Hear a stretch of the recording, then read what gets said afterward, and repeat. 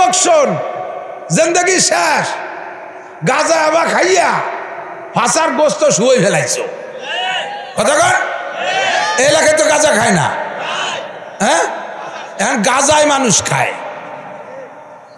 মাগুরা যে কইছি দুধি পানি মিশানো হারাম, পরের বছর গেছি, ওরা কয় হুজুর আপনার গতবারে আমলটা ওয়াজটা এবার আমাকে এলাকায় খুব ব্যাপক আমল হয়েছে, আল্লাহর ফজলে দুধি পানি মিশাই না, এখন পানিতে দুধ মিশাই। তার মানে যে আড়িতে দুধ দোয়াবে ওর আইদাড়ি পানি নিয়ে ওর মধ্যে দোয়ায়। প্রথম বিড়িতে মানুষে বিড়ি খায়, কিছুদিন পর বিড়িতে মানুষ খায়, কলজে খায়, মাটিয়ে খায়, পরাণ খায়। কতক্ষণ প্রথম তুরা গাঁজা খাইছিস, এখন গাঁজায় তোকে খায়। এবা খাইছিস তোরা, এবাই তোকে খায়। গায়ে গোস্ত নেই, যুবক যুবক মানুষ গাল ভেঙে গেছে, স্বাস্থ্য টেনে আটা দেয়, একা একা আটতে পারে না, ৩-৪ জন গরু সাজানোর মতো বাইন্দের কুটি কুটি ডুল দেয়। ও ঢোলে খা মাল খাইছে বলে তালারাই হয়েছে। কতক্ষণ ঠিক না? জিন্দেগি শেষ করে ফেলাইছিস, বয় একটু মানুষ হয়ে যা, নড়াচড়া করিস না, ভালো করে বোঝ। ইন্না সালাতা, নিশ্চয় নামাজ, তানহা আনিল ফাহশাই ওয়াল মুনকার, নামাজকে যদি নামাজের মতো পড়েন, নামাজকে যদি নামাজের মতো পড়েন, তাহলে অবশ্যই নামাজে আপনাকে বিড়ির থেকে, তাড়ির থেকে, গাজার থেকে, এবার থেকে, সুদের থেকে, ঘুষের থেকে, আইলঠেলার থেকে, মিথ্যে সাক্ষীর থেকে, মিথ্যে মামলা থেকে, মাপে কম দেওয়ার থেকে, মাপে বেশি আনার থেকে, মালে ভেজালের থেকে, দুধে পানি মিশানোর থেকে, ফরজ তরকের থেকে, ওয়াজিব তরকের থেকে, সুন্নত তরকের থেকে, দাড়ি কাটা থেকে, বেপর্দা থেকে, জুলুম অত্যাচার থেকে, অকথ্য ভাষায় গালাগালি করার থেকে, যত অন্যায় আছে সমস্ত অন্যায়তে আপনাকে ফিরাবেই ফিরাবে। নামাজ পড়েন, ওদিকে ফিরতে পারছেন না, আপনি ভালো করে বুঝে নেন, তাহলে আপনার চিকিৎসাটা সঠিক হচ্ছে না। যেই নামাজে তোমারে বিড়ির আগুনের থেকে ফিরাইতে পারে না, যেই নামাজে তোমারে বিড়ির আগুনের থেকে বাঁচাইতে পারে না, আল্লাহর কসম ওই নামাজে তোমারে জাহান্নামের আগুন থেকে বাঁচাইতে পারবে না। যেই নামাজে তোমারে সুদের থেকে ফিরাইতে পারে না, যেই নামাজে তোমারে ঘুষের থেকে ফিরাইতে পারে না, যেই নামাজে তোমারে দাড়ি কাটার থেকে বিরত রাখতে পারে না, আল্লাহর কসম ওই নামাজে তোমারে জাহান্নামের আগুন থেকে বাঁচাইতে পারবে না। যেই নামাজে তোমারে আইলঠেলা থেকে ফিরাইতে পারে না, যেই নামাজে তোমারে সব অশ্লীল থেকে ফিরাইতে পারে না, ওই নামাজে তোমারে জাহান্নামের আগুন থেকে ফিরাইতে পারবে না। অথচ আল্লাহ কয় নামাজে তোমারে আকাম থেকে ফিরাবে। তাহলে বন্ধু কেমন নামাজ পড়তে হবে? নবী পাক বলে সল্লু কামা রাআইতুমুনি উসাল্লি, আমারে যেমন নামাজ পড়তে দেখো ওই রকম নামাজ পড়ো। হুজুর আপনারে তো দেখি নাই, তা আপনি তো 1400 বছর আগে চলে গেছেন, আর আপনার নামাজ দিয়ে নামাজ শিখবো, তা আপনি তো আরেকবার একটু আসেন, আমাকে একটু রাজবাড়ি আইছে একদিন নামাজ দেখাই দিয়ে আবার মরি যান, তাকে আসবে নাকি? হুজুর কয় আমার যাওয়া লাগবে না, ইন্নাল উলামা ওয়ারাসাতুল আম্বিয়া, আমি আলেমদেরকে রাইখা গেলাম, আমি অ্যাসিস্ট্যান্ট নবী, আমার আলেমদের নামাজ দেখবি, কাকড়াইল যে জুবায়ের সাহেবের নামাজ দেখবি, আরে যাত্রাবাড়ি যে মাহমুদুল হাসান সাহেবের নামাজ দেখবি, নগরকান্দা যে আব্দুল গফ্ফারের নামাজ দেখবি, ইসমাতুল্লাহ কাসেমের নামাজ দেখবি, খাবাসপুর মাদ্রাসায় যে মোহতামিমের নামাজ দেখবি, আশেপাশের আলেমদের নামাজ দেখবি, আলেমরা যেমন নামাজ পড়ে ওই রকম নামাজ আমি মুহাম্মদুর রাসূলুল্লাহর নামাজ। ইজদিনি ইলমা, আল্লাহুম্মা আরিনাল হাক্কা হাক্কান ওয়ারযুকনা ইত্তিবাআ ওয়া আরিনাল বাতিলা বাতিলান ওয়ারযুকনা ইজতিনাবা। সকলে বলি আমিন। সালসা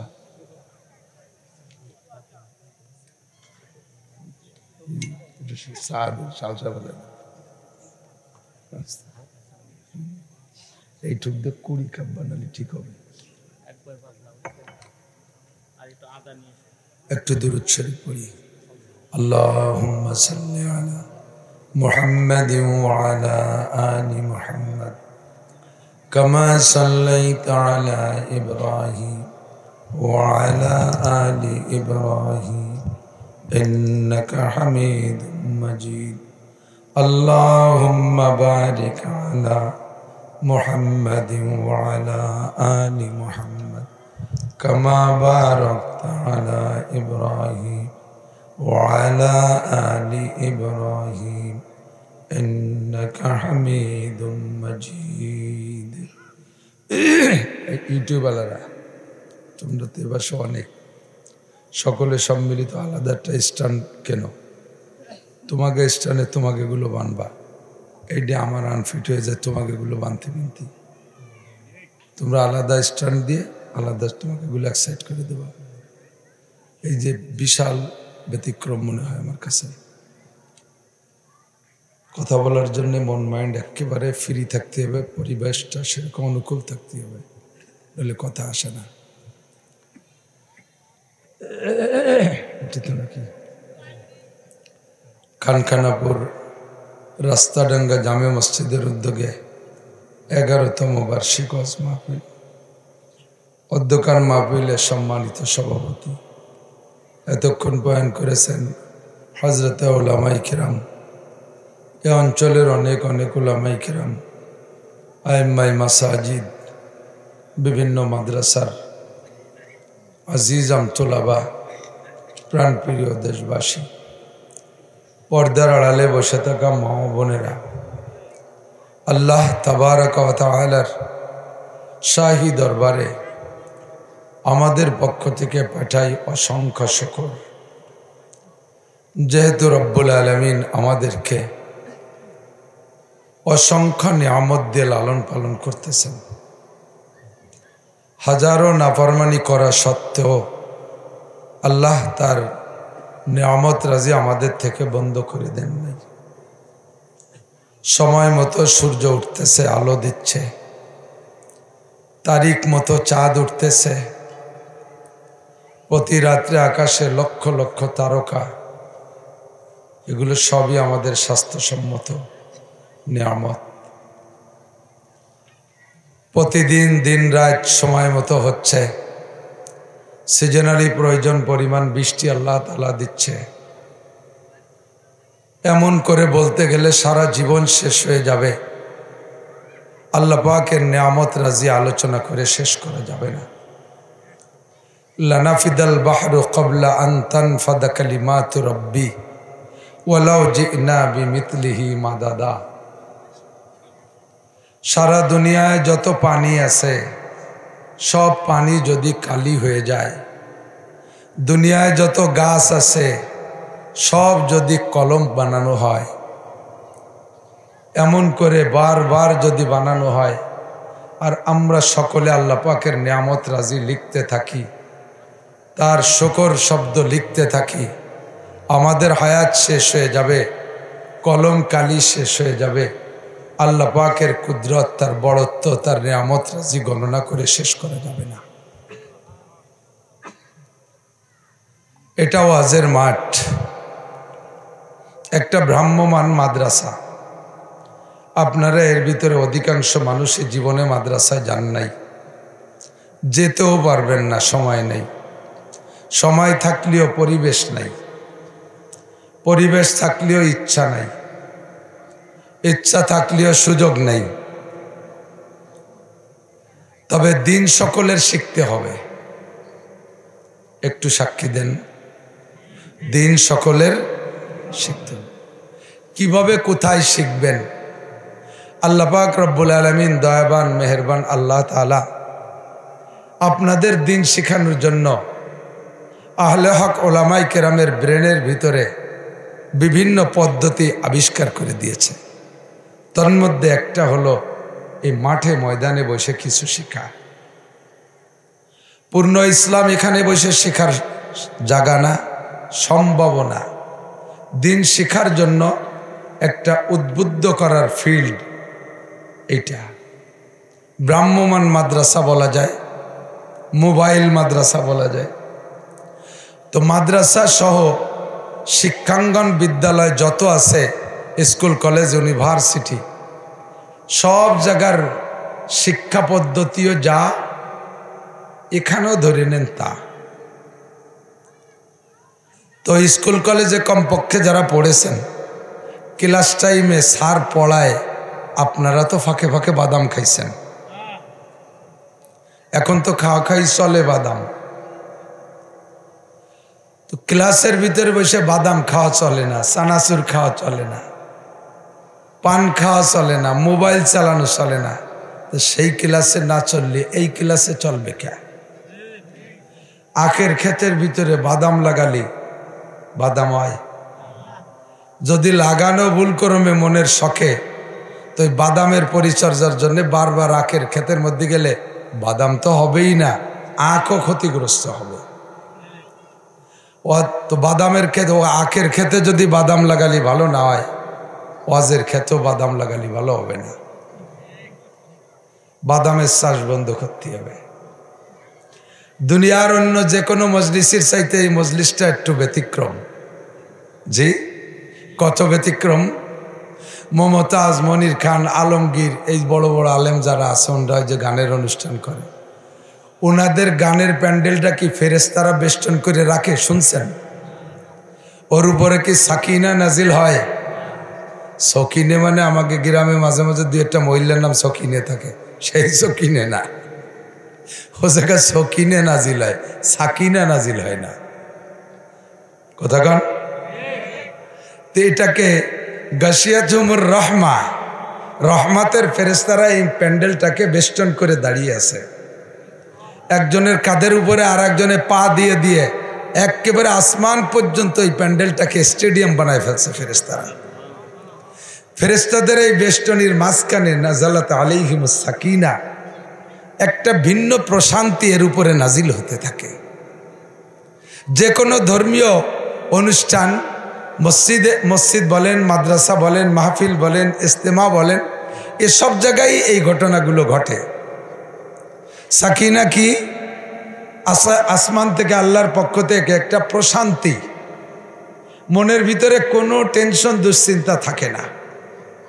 দেখেন, বুড়ো মানুষ, বুড়ো হলিবারা ঘুম কমে যায়। শীতকালে বুড়োরে ঘুমানোই মোটে যাচ্ছে না, রুম হিটার দিয়ে রুম গরম করে দিছে, তাতেও হাত পা কালায় আসে, আগুন তা নিয়ে ঠেসে ধরছে গাছ সাথে, 3-4টে ল্যাব দিয়ে চেপে ধরছে। এরপরে নাতি নাতনিরা হাত পা ম্যাসেজ করে দেয়, মাথায় তেল মালিশ করে দেয়। বুড়োর ঘুম আসে না, এ পাশ ও পাশ, এ পাশ ও পাশ, ম্যাট্রিক পাশ ইয়ে পাশ করে ফেলাই দেয়, তবু ঘুম আসে না। ঠিক না? ওই বুড়োরে শুক্রবারে মসজিদে ইমাম সাহেবের সামনে নিয়ে বসায় দেবেন অশান্তি। ইমাম যখন বয়ান শুরু করবে, বুড়োর ঘুম শুরু হয়ে যাবে। ঘুমতি না লাইয়ে দাড়ি ভাষায় ফেলাই দেয়, উবত হয়ে যে আর একজনের পর পড়ে। এই ঘুম কোত্থেকে আসে? নাজালাত আলাইহিমুস সাকিনা, এর নামই হলো প্রশান্তি আর সাকিনা। তো এই সাকিনার মজলিসে আপনি আদবের লেহাজ কিভাবে করবেন আল্লাহ পাক নিজেই শিখিয়ে দিয়েছে। ওয়াইদা কুরিয়াল কুরআনু ফাসতামিউ লাহু ওয়া আনসিতু লাআল্লাকুম তুরহামুন। যখন তোমাদের সামনে কোরআনে কারিম তেলাওয়াত করা হয় অথবা তার তরজমা তাফসীর আলোচনা করা হয়, ফাসতামিউ, এই যুবক আমার দিক, আবারও বাদাম খায়। আমি তোকে বাড়ির মেহমান, তোরা এই জায়গার মেজবান, তো তোরা বাড়িওয়ালারা খাবি আর আমি বক বক করবো, আমার সাইডে দিয়ে আমিও খাবো, নাহলে হবে না, হবে না। বাড়িওয়ালারা খাবো আর আমি এই বক বক করতে থাকবো, এত ঠকাবা কে তোমরা? আল্লাহ বলেছেন কি? ফাসতামিউ, অন্তরের কান দিয়ে শোনো। ফাসমাউ মানে এই কান দিয়ে শোনো। আর ফাসতামিউ উলামায়ে কেরাম জানে কাসরাতুল মাবানি তাদুল্লু আলা কাসরাতিল মাআনি। ফাসতামিউ শব্দ আসছে ফাসমাউ থেকে, সামিয়া ইসমাউ থেকে আসছে। তো মূল শব্দ সিন মিম আইন, এর মানে কান দিয়ে শোনা। যখনই এর সাথে হরফ বেরিয়ে গেছে তখন তার আমরের সিগা আদেশ সূচক শব্দ হয়েছে ফাসতামিউ। তো শব্দ বেড়ে গেলে অর্থ বাড়তি হবে, সেই হিসেবে ফাসমাউ মানে এই কান দিয়ে শোনো, ফাসতামিউ মানে অন্তরের কান দিয়ে শোনো। পার্থক্য কি?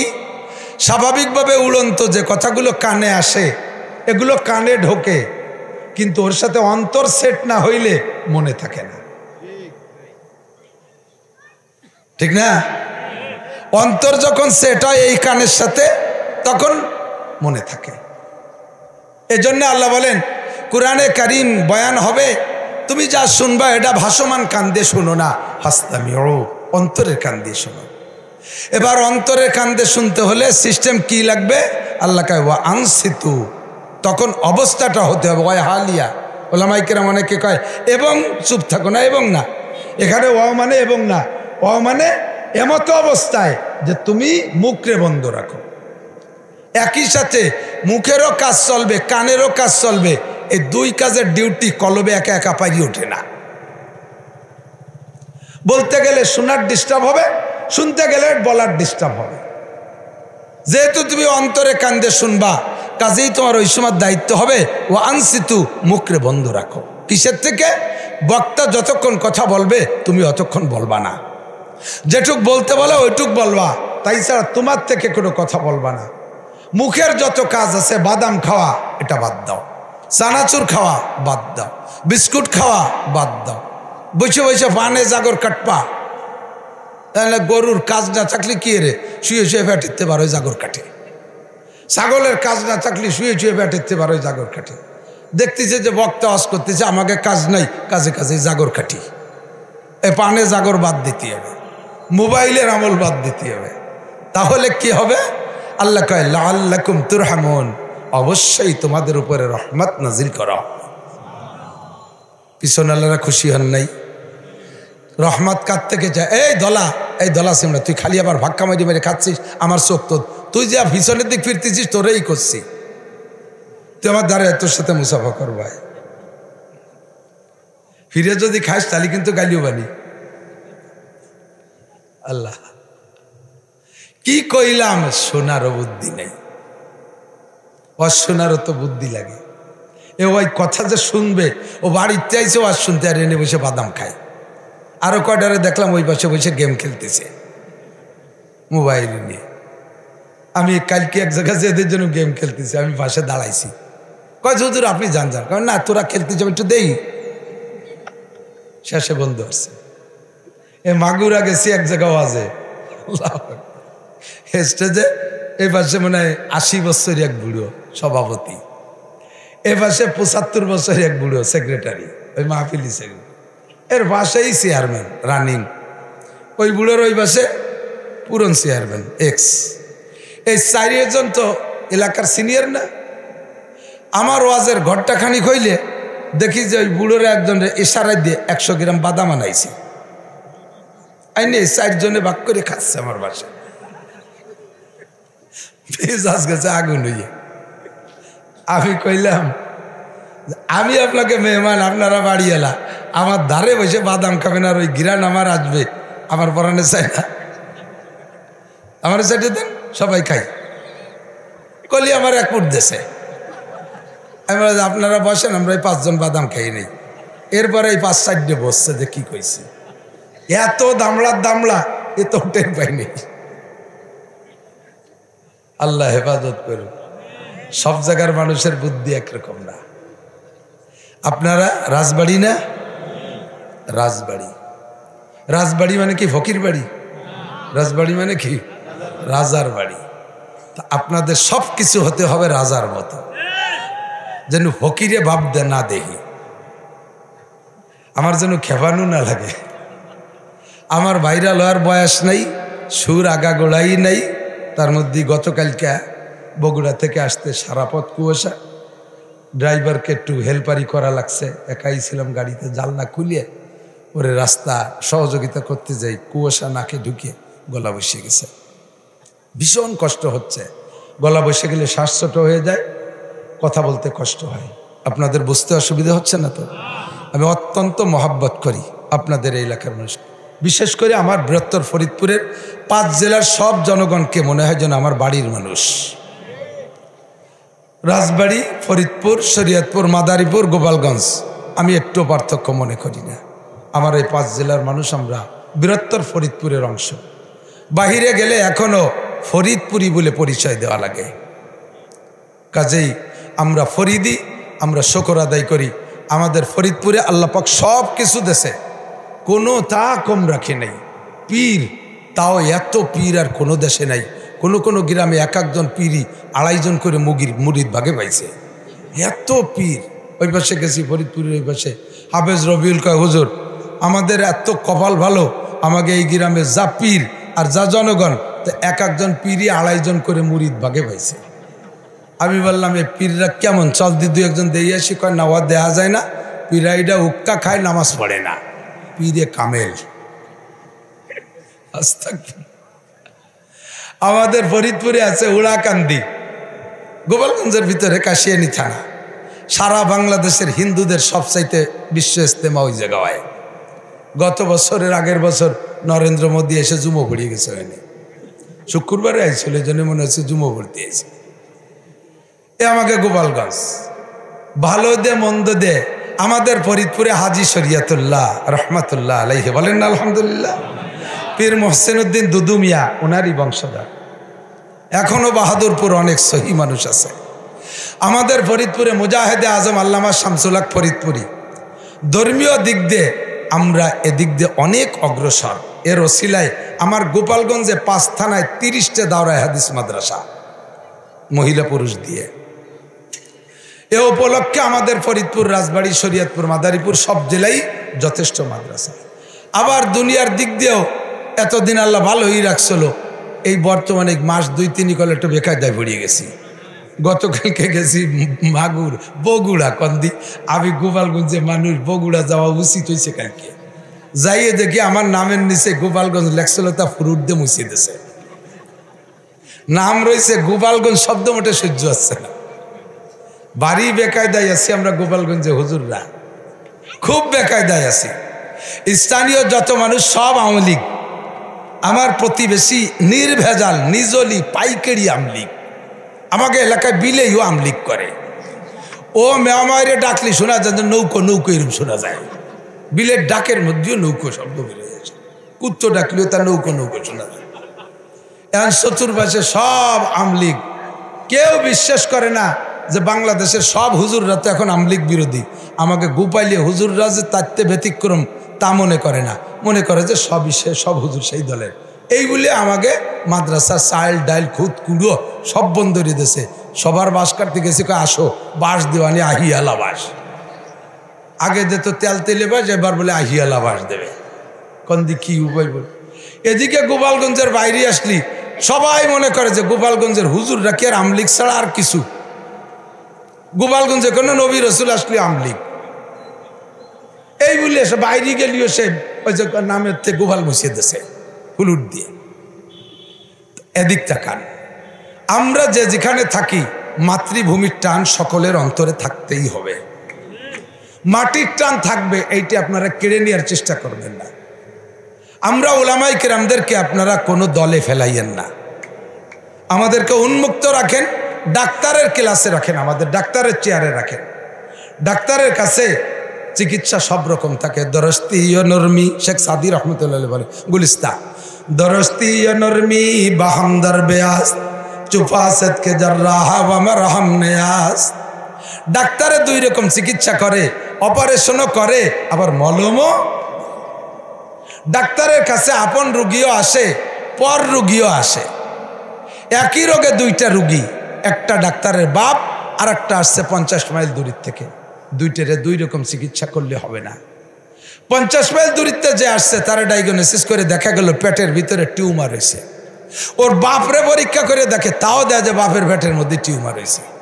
কারণ বাপের পেটের উপরে মলম মাহাই দিয়ে ওই বিটারে অপারেশন করলে হবে? তাকেও যদি অপারেশন করতে হয় বাপরেও অপারেশন করতে হবে। বাপ বলে ছেড়িয়ে যদি দেয়, না আমার আব্বা পেট কাটবো না, আমার মোহব্বতের আব্বা পেট কাটবো না, এই করে যদি ছেড়ে দেয় তাহলে বাপ বাঁচবে? সবাই সমান চিকিৎসা করা লাগবে। আমরা ওলামায়ে কেরাম আপনাদের সামনে আসি, কোনো ব্যক্তি টার্গেট করি না। আমি ব্যক্তি মেনশন আমি কোনোদিন করি না, উন্মুক্তভাবে বলছি। এভাবেই বলি, রোগ যার আছে সে চিকিৎসা হয়ে যাক, রোগ যার আছে সে চিকিৎসা হয়ে যাক। কথা বলেন ঠিক কিনা? মেনশন করে আমি বলি না কোনোদিন কোনো ব্যক্তিকেও না, দলকেও না। আমি কোনো দল আমি এগুলো বলি না, আমি উন্মুক্তভাবে বলি। আওয়ামী লীগরা বলেছি শোনে নাই, বিএনপিকে বলছি শোনে নাই, বর্তমান অন্তর্বর্তীকালীন সরকারকেও পরামর্শ দিচ্ছি, শুনতেছে না। আমি সবকালে সব জায়গা মাহফিলের মধ্যে বলে থাকি, এদিক চলমান সরকার যদি চলমান যে সরকারই থাকে, সে যদি জাতির কাছে আল্লাহর কাছে ভালো হয়ে থাকতে চায়, সে যদি স্থায়ী হতে চায়, তার এগেনস্টে কোনো শত্রু যদি না পাইতে চায়, সে যদি শত্রুমুক্ত দেশে চলাফেরা করতে চায়, তাহলে এই তিনটে পরামর্শ সে বাস্তবায়ন করতে হবে।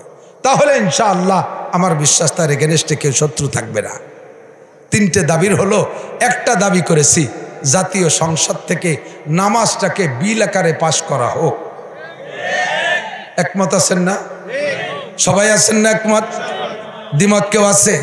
যে নামাজ না পড়ে সেও একমত আছে, ঠিক না? চাপের মুখে হলেও পড়বে মানুষ। নামাজ পড়লে লাভ কি?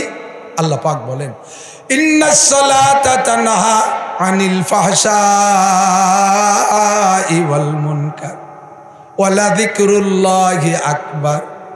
নামাজ হলো সবচেয়ে বড় জিকির। নামাজের চেয়ে বড় জিকির নাই। নামাজের মধ্যে বারবার উঠতে বসতে বলা লাগে কি? আল্লাহু আকবার বলেন না? রুকুতে যাওয়ার সময়, সিজদায় যাওয়ার সময়, উঠার সময়, আবার যাওয়ার সময়, আবার উঠার সময়, নামাজ শুরু করার সময়, নামাজে ডাকার জন্য, নামাজকে দাঁড়ানোর জন্য আল্লাহু আকবার, আল্লাহু আকবার, ওয়ালা যিকরুল্লাহি আকবার। পুরো কোরআন শরীফ নামাজের মধ্যে যা তিলাওয়াত করি, সূরা ফাতিহা আল্লাহর জিকির, যে সূরা পড়ব তাও জিকির, সুবহান রাব্বিল আযীম আল্লাহর জিকির, সুবহান রাব্বিল আলা আল্লাহর জিকির, আত্তাহিয়াতু লিল্লাহি এ জায়গা আল্লাহর জিকির, আল্লাহুম্মা সাল্লি আলা মুহাম্মদ দুরূদ শরীফ পড়ি তার মধ্যে আল্লাহর জিকির, আল্লাহুম্মা ইন্নী যালামতু নাফসি যুলমা এ দোয়া মাসুরার মধ্যে আল্লাহর জিকির, ওয়ালা যিকরুল্লাহি আকবার। সবচেয়ে বড় জিকির হলো নামাজ, ঠিক কি না? আর তানহা আনিল ফাহশাই ওয়াল মুনকার। এ যুবক বয়, এ যুবক শোন, জিন্দেগি শেষ, গাঁজা আবা খাইয়া ফাঁসার গোস্ত শুয়ে ফেলাইছো। কতক্ষণ এই এলাকায় তো গাঁজা খায় না, হ্যাঁ? এখন গাঁজায় মানুষ খায়। মাগুরা যে কইছি দুধি পানি মিশানো হারাম, পরের বছর গেছি, ওরা কয় হুজুর আপনার গতবারে আমলটা ওয়াজটা এবার আমাকে এলাকায় খুব ব্যাপক আমল হয়েছে, আল্লাহর ফজলে দুধি পানি মিশাই না, এখন পানিতে দুধ মিশাই। তার মানে যে আড়িতে দুধ দোয়াবে ওর আইদাড়ি পানি নিয়ে ওর মধ্যে দোয়ায়। প্রথম বিড়িতে মানুষে বিড়ি খায়, কিছুদিন পর বিড়িতে মানুষ খায়, কলজে খায়, মাটিয়ে খায়, পরাণ খায়। কতক্ষণ প্রথম তুরা গাঁজা খাইছিস, এখন গাঁজায় তোকে খায়। এবা খাইছিস তোরা, এবার তোকে খায়। গায়ে গোস্ত নেই, যুবক যুবক মানুষ গাল ভেঙে গেছে, স্বাস্থ্য টানটেনি, আটা দেয়, একা একা আটতে পারে না, ৩-৪ জন গরু সাজানোর মতো বাইন্দের কুটি কুটি ডুল দেয়। ও ঢোলে খা মাল খাইছে বলে তালারাই হয়েছে। কতক্ষণ ঠিক না? জিন্দেগি শেষ করে ফেলাইছিস, বয় একটু মানুষ হয়ে যা, নড়াচড়া করিস না, ভালো করে বোঝ। ইন্নাস সালাতা, নিশ্চয় নামাজ, তানহা আনিল ফাহশাই ওয়াল মুনকার। নামাজকে যদি নামাজের মতো পড়েন, নামাজকে যদি নামাজের মতো পড়েন, তাহলে অবশ্যই নামাজে আপনাকে বিড়ির থেকে, তাড়ির থেকে, গাজার থেকে, এবার থেকে, সুদের থেকে, ঘুষের থেকে, আইলঠেলার থেকে, মিথ্যে সাক্ষীর থেকে, মিথ্যে মামলা থেকে, মাপে কম দেওয়ার থেকে, মাপে বেশি আনার থেকে, মালে ভেজালের থেকে, দুধে পানি মিশানোর থেকে, ফরজ তরকের থেকে, ওয়াজিব তরকের থেকে, সুন্নত তরকের থেকে, দাড়ি কাটা থেকে, বেপর্দা থেকে, জুলুম অত্যাচার থেকে, অকথ্য ভাষায় গালাগালি করার থেকে, যত অন্যায় আছে সমস্ত অন্যায়তে আপনাকে ফিরাবেই ফিরাবে। নামাজ পড়েন, ওদিকে ফিরতে পারছেন না, আপনি ভালো করে বুঝে নেন, তাহলে আপনার চিকিৎসাটা সঠিক হচ্ছে না। যেই নামাজে তোমারে বিড়ির আগুনের থেকে ফিরাইতে পারে না, যেই নামাজে তোমারে বিড়ির আগুনের থেকে বাঁচাইতে পারে না, আল্লাহর কসম ওই নামাজে তোমারে জাহান্নামের আগুন থেকে বাঁচাইতে পারবে না। যেই নামাজে তোমারে সুদের থেকে ফিরাইতে পারে না, যেই নামাজে তোমারে ঘুষের থেকে ফিরাইতে পারে না, যেই নামাজে তোমারে দাড়ি কাটার থেকে বিরত রাখতে পারে না, আল্লাহর কসম ওই নামাজে তোমারে জাহান্নামের আগুন থেকে বাঁচাইতে পারবে না। যেই নামাজে তোমারে আইলঠালা থেকে ফিরাইতে পারে না, যেই নামাজে তোমারে সব অশ্লীল থেকে ফিরাইতে পারে না, ওই নামাজে তোমারে জাহান্নামের আগুন থেকে ফিরাইতে পারবে না। অথচ আল্লাহ কয় নামাজে তোমার আকাম থেকে ফিরাবে। তাহলে বন্ধু কেমন নামাজ পড়তে হবে? নবী পাক বলে সল্লু কামা রাআইতুমুনি উসাল্লি, আমারে যেমন নামাজ পড়তে দেখো ওই রকম নামাজ পড়ো।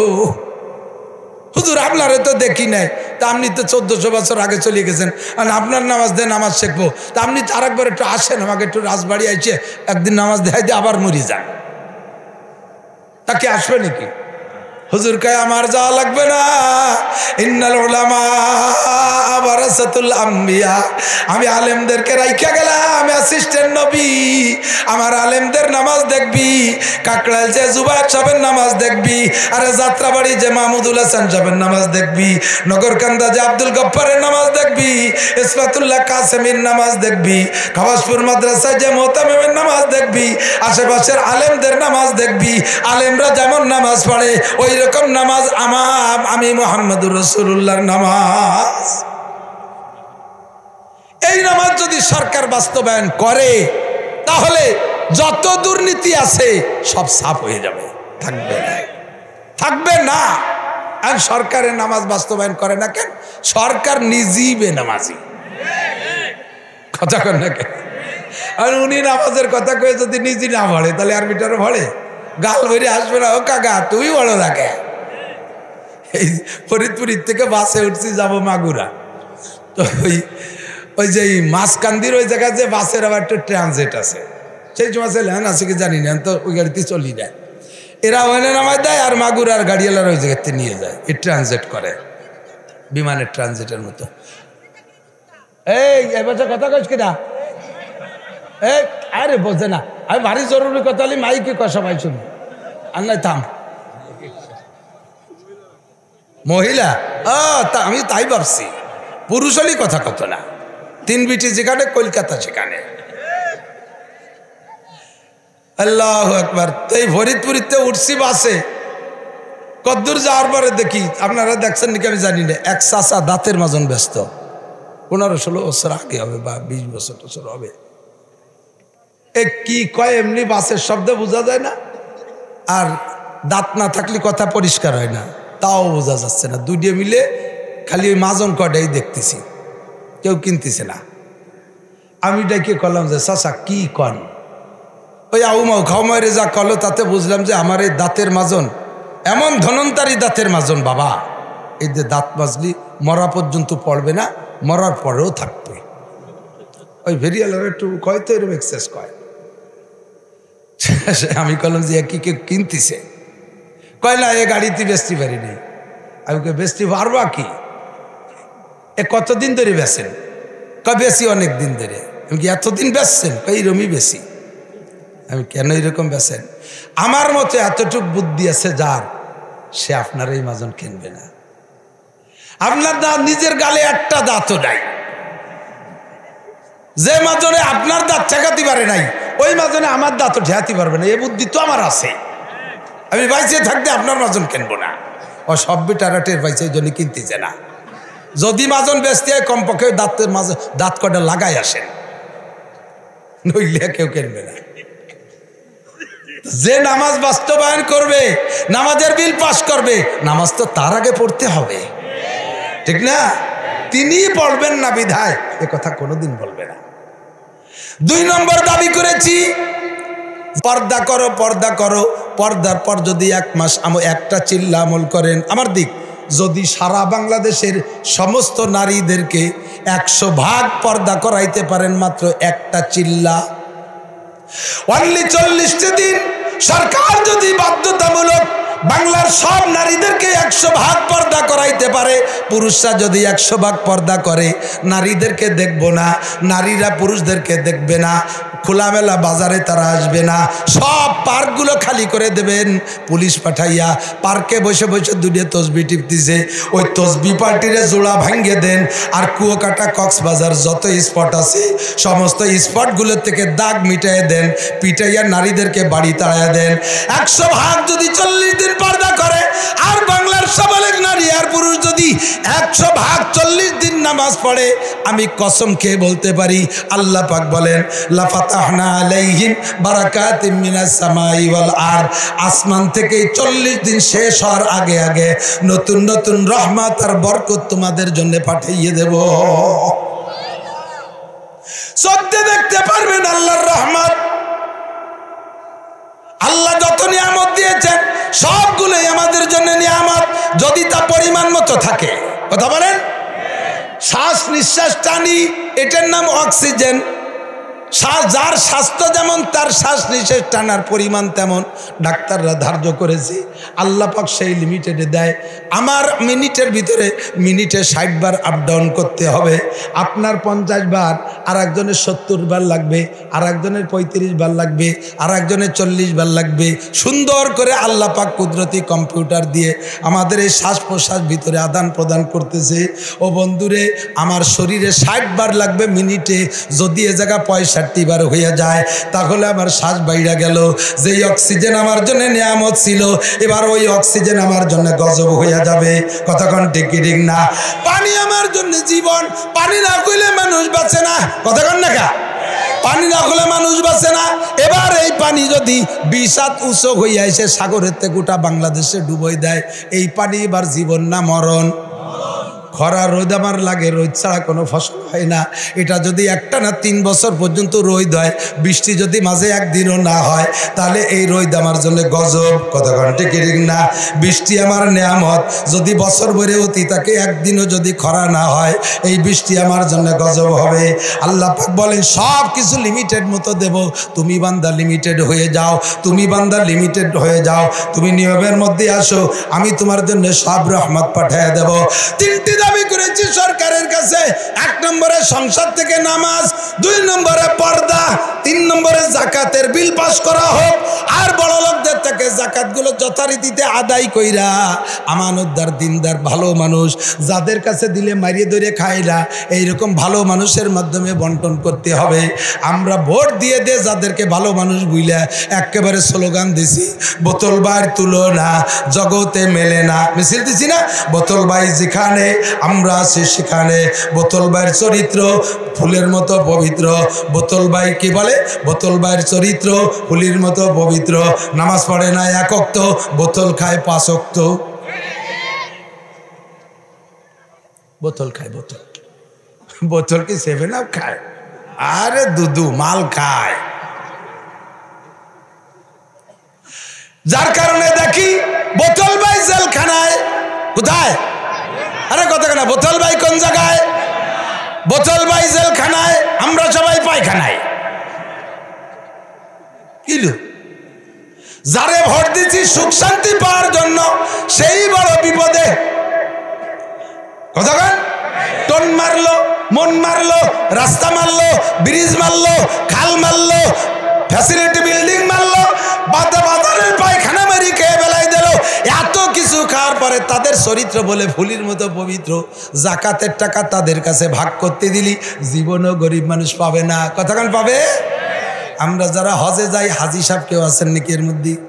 হাজি হজ করা মানুষ আছেন না? কুরবানি করছিলেন না হজে? আপনার কুরবানির গোশত তো নিয়েছিলেন, কুরবানি নিয়ে আসছিলেন নাকি? আপনিও আনেন না, আমরা আনি না, কেউ আনি না। আমি অনেকবার গেছি আলহামদুলিল্লাহ। তাই কুরবানি করে আসি আমরা। হজের পরে কুরবানি না করলে হালাল হয় না। হালাল হয় না মানে মানুষ হারাম হয়ে গেছে তা না, এহরামের থেকে স্বাভাবিক হতে পারে না। তো কুরবানি করে এহরাম থেকে স্বাভাবিক হয়। লক্ষ লক্ষ কোটি খানিক কুরবানি আমরা ওই জায়গা করে থুয়েছি, কেউ খাইনি। এগুলো সব সাগরে ফেলাই দিয়েছে তা না, চামড়া শুইলা গোসল টোসল করাইয়া কিছুদিন ফ্রিজে রেখে পরে কাফন ভরাইয়া বিভিন্ন গরিব দেশে পাঠায়। তা বাংলাদেশে পাঠায় সবচেয়ে বেশি। দেখছেন না দুম্বা কাফন ভরাইনি? দুম্বা, এই দুম্বা বাংলাদেশে আসে। আপনারা প্রত্যেকেই তো একটা খাইছেন, এবারও খান নাই? গতবার তো অবশ্যই খাইছেন, তার আগের বার তো মিসই করেননি। এই দুম্বা গেল কোন জায়গা? এই দুম্বা গেল কোন জায়গা? দুম্বারে গাদাতে খেয়ে ফেলাইতেছে, গাদায় দুম্বা খেয়ে ফেলাইছে। ঘরের ভিতরে বড় বড় কবর বানাইছে। কবর চেনেন? Deep fridge. এই কবর, বড় বড় কবর ঘরের ভিতরে ডিপ ফ্রিজ বানাইয়া যাদের মাধ্যমে বন্টন হবে তাদের কাছে দেশে সারা বছর ডিপ ফ্রিজের মধ্যে আটকায় রেখে বছর বাইরে হজের বরকইতে গোস্ত খায়। আইসে এতিম মিসকিন অসহায় কাঙ্গাল দক্ষিণী বিধবাগের জন্য আল্লাহ পাক সেইগুলো দেশে তাদের কাছে তোরা ভাগ কর, নিজেরা জম্মের খাইয়ে গরিবরে দেয় না। আল্লাহ খায় বেশি খাওয়া হয়ে গেছে, হিজরত করো, বাড়ি থাকতে পারবা না। কথা কর না কে? যেই করবা সেই তারা খাবা। একদলের দিয়ে শিক্ষা নাও, একদলের তারাইয়া শিক্ষা নাও। যেই অন্যায় করবা সেই টিকতে পারবা না, সেই এদেশ থেকে বিতাড়িত হবা। আর তাড়ানোর জন্য আমাদের লাগবে না, আল্লাহ পাক তার কুদরতি সিস্টেমে তাড়ায় দেবে। গুরবামিরো সাগজিরো মুশরা দারওয়া কুনাত ইচনিয়ার কারে দৌলত মুলকেরা বীরা কই। আপনাদের এই যে আরিসার ঘাট তো আপনাকে বাড়ির দ্বারে ছিল, আগে জানেন কি পরিমাণ হোটেল ছিল না, খাবার হোটেল এখন কমিয়ে গেছে না। আমি তো দেখছি এত বড় বড় প্লেট ভরা পদ্মার ভাজা ইলিশ। মার যার পয়সা আছে সে কিনে খাইছে, যার না আছে সেই জায়গাটা নাক টাইন দিয়ে টুকিরা নলিও নিয়ে গেছে। কুত্তায় জিব্বে বারে বসে রয়েছে, বিড়ালটা ঘরে গল্লি দেয়, তার একখান দেয় না। ইন্দুরে আসে যা আসা যা করে, তারও কিছু দেয় না। তো হোটেল মালিক দিন বইরে কেনা বেচা করতে করতে তার তো জরুরত আছে, তার সাথী বাতি কেউ নেই, একা হোটেল দিছে। এখন যদি কয় আমি একটু বাথরুমে যাবো, এই সব কিছুর দায়িত্ব কারে দিয়ে যাই? কুত্তরে ডেকে কইছে তুই গোসের হাড়ি পাহারা দিস, বিড়াল রে কইছে তুই বাজা মাছগুলো লক্ষ্য রাখিস, ইঁদুর রে কইছে চালির বস্তা খেয়াল রাখিস, ওদেরকে যেন বাংকার খুঁজছে আন্ডারগ্রাউন্ডে নিয়ে না যায়। উনি এই 3 মুরব্বীরে দায়িত্ব দিয়ে যদি ঘন্টাখানিক বাদ্যে ঘুরে ফিরে আসে তাহলে সপ্তাহ পাবে। কুত্তায় আড়ি ধরে নিয়ে গেছে, বিলাইতি খাইয়ে কাটাকুটি শুদ্ধ খাইয়ে ওই জায়গা পায়খানা করে ঠিক আছে। ইন্দুরে আন্ডারগ্রাউন্ডে বাংকার খুঁজছে হামা চালাকের মতো, তল দিয়ে একেবারে টানেল খুঁজছে, সব চালির বস্তা পিছন দিয়ে বের করে ফেলেছে। সরকার দেয় সবার সব কিছু, যাদের কাছে দেয় কেউ এরকম গোসের হাড়ি ধরে নিয়ে যায়, কেউ মাছের প্লেট ধরে খেয়ে ফেলে, কেউ চাউলির বস্তার তলে। করোনার মতো, করোনার সময় ত্রাণ দিয়েছে না, এত বড় গজবের ত্রাণ, তাই চুরি রেখেছে। এর কপালে একটা চুমু দেওয়া দরকার না? ডিম আইছে, ডিম ভাগ করে দিতে আইছে, ডিম ভাগ করে দিয়ে আমি এক মেম্বারের খবর জানি, সে তার শ্বশুরের নামে বৃষ্টি এনেছে, সে শ্বশুর মারা গেছে করোনার 3 বছর আগে, দে কবরে ফাটায় দে। এদের মাধ্যমে বন্টন করলে জাতি পাবে না। জাকাত আদায় করে, ইনকাম ট্যাক্সে জাকাত শোধ হয় না, জাকাত আদায় করে দেন।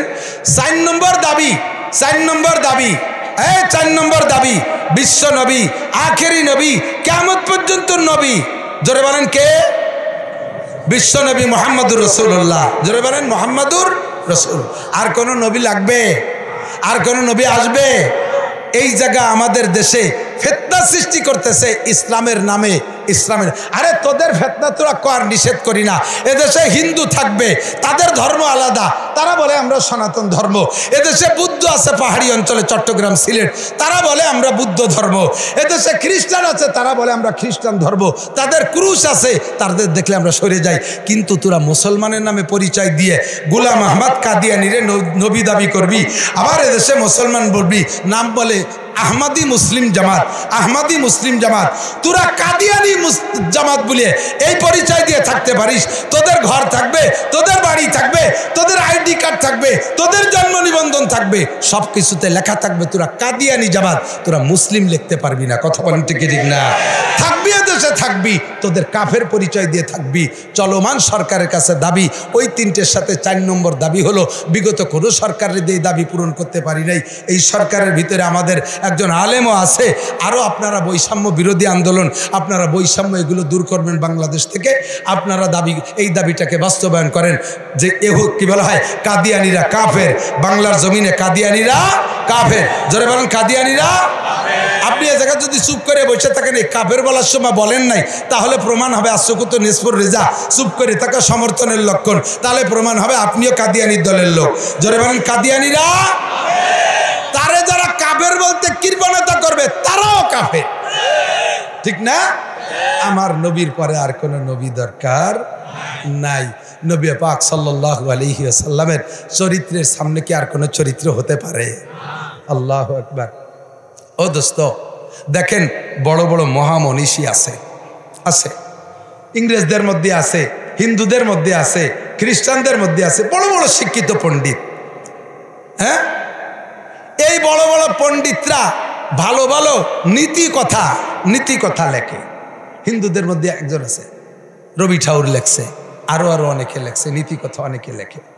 তো একজন মানুষে 100, 200, 500ই না নীতি কথা লেখলো। এই 500 নীতি কথায় একটা জাতির পূর্ণাঙ্গ মানবতা অর্জন করতে পারে না। বোঝেন নাই? আবার বলি, একজন মানুষে, সাধারণ মানুষ যত ভালো কথা বলুক, এই ভালো কথা একজনের নীতি কথা দিয়ে গোটা একটা জাতি তৈরি হতে পারে না। অথচ হয়তো 10টা ভালো কথা বলছে গ্রহণযোগ্য। যেমন আমার সদস্য হুজুর বলছেন, তুমি দুনিয়ার সব কিছু পেয়েছো কিন্তু আল্লাহকে পাও নাই, তবে তুমি কিছুই পাও নাই। কথা কন, কথাটা ভালো কথা না? এইরকম 100 কথাই না কইছে হুজুর, নয় 200 কথাই বলছে, নয় 500 কথাই বলছে, এদের একটা জাতি পূর্ণাঙ্গ হতে পারে না।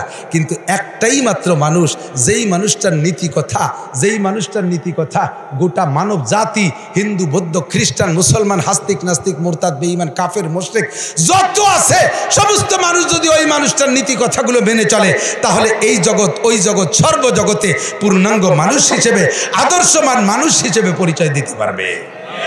তেনার নাম কি? মুহাম্মদুর রাসূলুল্লাহ। নাম কি? মুহাম্মদুর রাসূলুল্লাহ। আমার নবী কি পাগল? আল্লাহ কথা কয় না। নবী পাগল, মস্তান, সন্ত্রাস, লুচ্চা, ভূমিদস্যু, চর দখলকারী, আইলঠালে, জেনা ব্যভিচার করে, কোনো প্রকার দুর্নীতিকারী, এমন সুন্দর নবীকে মক্কার আরবের কাফেররা কয় পাগল হয়েছে, মোহাম্মদ পাগল হয়ে গেছে। যখন কোরআনে কারিম হুজুর তিলাওয়াত করতেন অথবা তর্জমা তফসির করতেন, মুসলমানরা তো শুনি কথায় কথায় মেনে নেয়। কাফেররা পাইতে যদি সুদূর, ওরা তো তর্জমা বোঝে, কোরআন শরীফ তো আরবি, তো এই জন্য কাফেররা আরবি ভাষা হিসেবে তর্জমা বোঝে। হুজুর যখন তেলাওয়াত করতেন, কাফেররা পাশে দাঁড়ায় দাঁড়ায় শুনতো। এমন একটা মজা, যে মজা দুনিয়ার কোনো গান, কোনো কবিতার ভিতরে এই মজা তারা পাই নাই। এই জন্য নীরবে কান লাগায় শুনতো। যেই শুনছে সেই তার হালাত পাল্টে গেছে, মুসলমান হয়ে গেছে। যখন এইভাবে তিলাওয়াত শুনে শুনে মুসলমানও বেড়ে যাচ্ছে, তখন আবু জাহেল, তার সংসদ ভবনের নাম হলো দারুন নাদওয়া, একেবারে কাবাগরের কাছে। এই দারুন নাদওয়ায় কাফেরদেরকে ডাইকা, নেতৃস্থানীয় যারা, তাদেরকে ডেকে বলছে, মুহাম্মদ যে কোরআন শরীফ তিলাওয়াত করবে কেউ তো শুনবাই না, শুনতে কেউ যাবে না, বরঞ্চ 2-1জন কেউ যদি পারো ওর মধ্যে যাই বসে হই হুল্লা শোরগোল চিল্লে পাল্লা করবা, উল্টো পাল্টা উদ্ভট আচরণ করবা, তার দিক ফাঁসা ফিরে দিয়ে বসে থাকবা, পুটপুট করে খেজুর খাবা আর বাদাম খাবা, ঘন ঘন মুখে মুখে তর্ক করবা, বারবার বাইরে যাবা আর আসবা, পেশাব করতে যাবা, আইসে উল্টো পাল্টা বসে থাকবা, যত প্রকার জয় জামেল আছে তাই করবা, তাহলে তোমরা বিজয় হতে পারবা। কোরআন শরীফে আল্লাহ তাই কয়, ওয়াকাল আল্লাযীনা কাফারু লা তাসমাউ লিহাযাল কুরআনি ওয়ালগাউ ফীহি লাআল্লাকুম তাগলিবুন। কাফেরদের নেতা মিস্টার আবু জাহেল বলে দিল, মুহাম্মদ যখন কোরআন পড়ে ওর মধ্যে যে চিল্লে পাল্লা করবি, তাহলে তোরা বিজয় হতে পারবি। এই মজার কথা এদিক শোনেন, এই কাজল ভাই দাঁড়ান, যাইয়েন না, উনি রাখতেছে। কি জ্বালা